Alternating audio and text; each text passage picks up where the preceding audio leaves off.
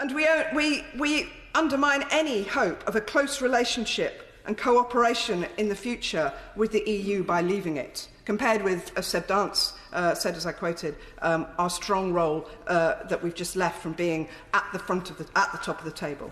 Now, we've had a quote from Ronald Reagan earlier today, but I'm going to quote from another hero, or maybe I should say heroine, of the party opposite. Margaret Thatcher said in 1975, before we joined the EEC, quote, "If Britain were to withdraw, we might imagine we could regain complete national sovereignty, but it would in fact be an illusion," unquote. But moving on, Madam Deputy Speaker, I very, very sadly and reluctantly accept that the UK is leaving the EU at 11 p.m. tomorrow night.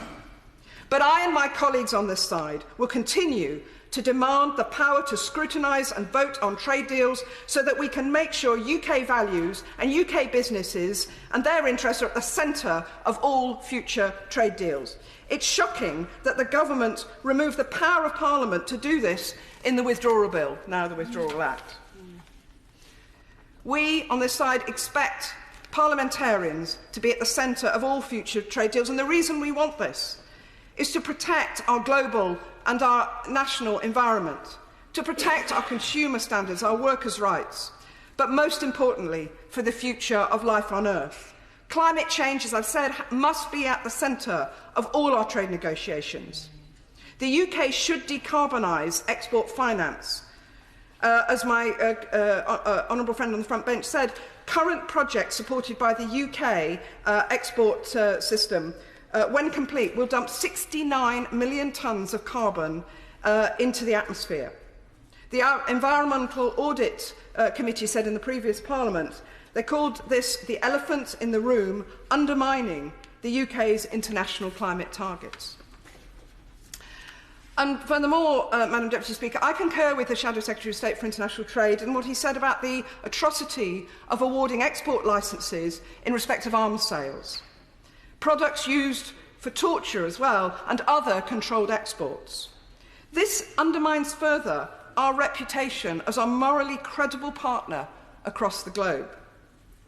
Labour has called for robust enforcement of export licensing criteria in respect of arms sales and other controlled exports.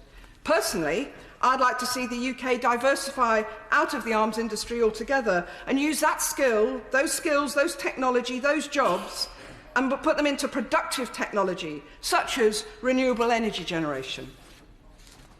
And in conclusion, Madam Deputy Speaker, does the government really want to take the UK back to being the poor man of Europe that I remember from my childhood? Or will the party opposite share with us in a more positive vision for the UK's place in the world? The values that helped shape Europe after 1989 and the fall of the Berlin Wall: openness, democracy, compassion, and protection of the world's precious resources and environment.